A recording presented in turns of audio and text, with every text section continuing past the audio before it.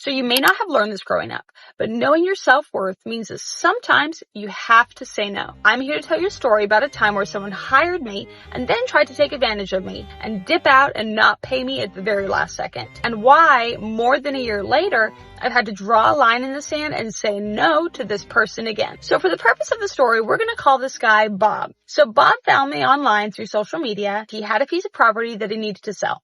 He had previously tried to sell the property on his own. Then he tried to hire a couple agents and they also failed to sell the property. We met, had a consultation, got the property on the market, and I did my job. We weren't on the market that long when we got a great offer. We went under contract, we worked through due diligence, we negotiated, and we were about a week away from closing when Bob calls me. Do you think Bob was calling me to thank me and congratulate me for doing such a great job, for doing what he was unable to do and the 4 realtors before me were unable to do?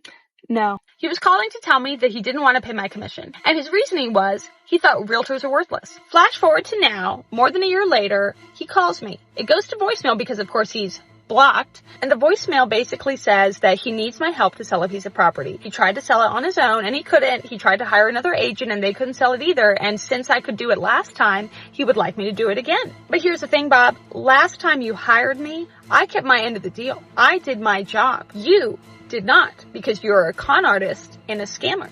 So no, I'm not going to call you back and I'm never going to work with you again. So if you're a real estate agent, especially if you're a new real estate agent, it is so important for you to have standards and boundaries for the people that you work with. Because just like there's people that will be kind and respectful of your time and expertise, there's also going to be scammers and people that would love to take advantage of you. My name is Nina and I sell real estate in the greater Athens, Georgia area.